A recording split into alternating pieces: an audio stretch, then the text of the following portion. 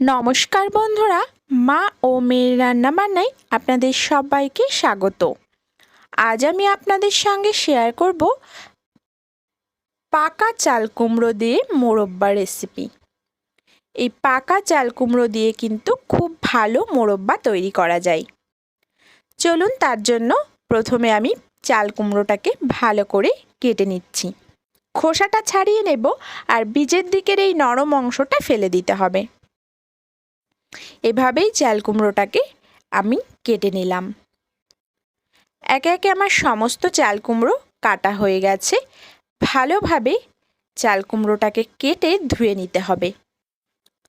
ধুয়ে ছোট ছোট করে আমি কেটে নিচ্ছি। আপনারা আপনাদের পছন্দ মতন কেটে নিতে পারেন। এবার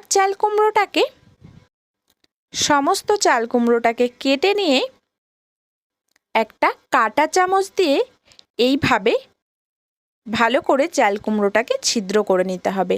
তার আগে আমি একটু চুন জলের মধ্যে গুলিয়ে নিলাম আর এই কাঁটা চামচ দিয়ে চাল কুমড়োর সারা গায়ে ভালো করে ছিদ্র ছিদ্র করে দিয়েছি।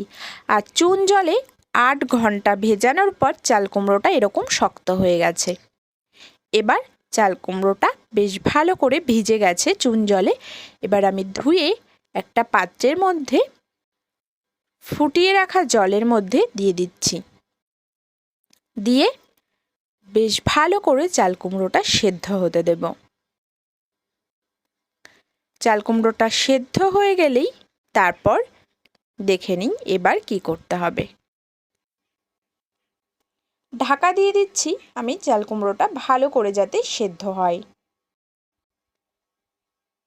আমি ঢাকাটা আলগা করে দেখে নিচ্ছি কতটা পরিমাণে চাল কুমড়োটা সেদ্ধ হয়েছে। কাঁটা চামচটা দিয়ে আমি ভালো করে দেখে নিই।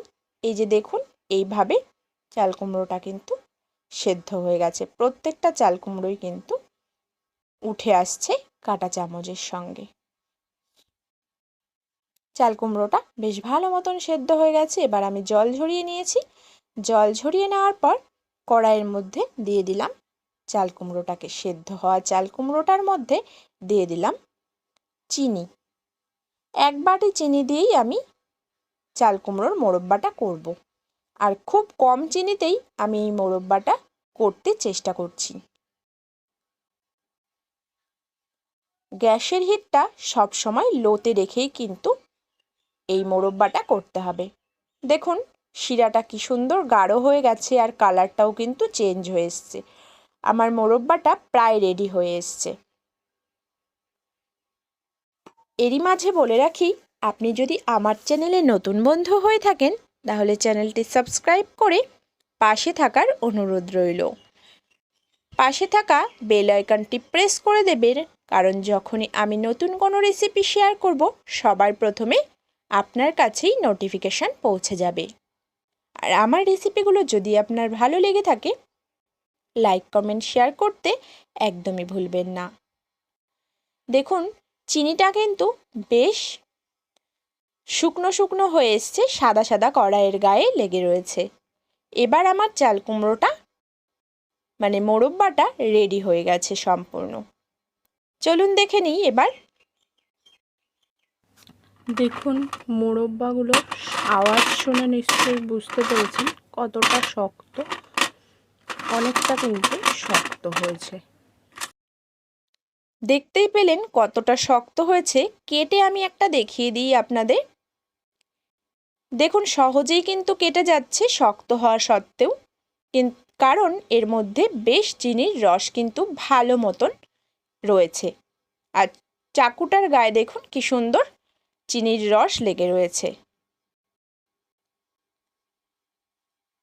আমি খুব কম চিনিতে করেছি বলে দেখতে হয়তো এরকম হয়েছে, কিন্তু খেতে খুবই ভালো হয়েছে, একদম পারফেক্টই হয়েছে। আপনি এরকম কম চিনিতে মোরব্বাটা একবার বাড়িতে তৈরি করে দেখুন, খুবই ভালো লাগবে এই চাল কুমড়োর মোরব্বা রেসিপিটি। আজ এই পর্যন্ত, দেখা হচ্ছে অন্য কোনো রেসিপিতে। ধন্যবাদ।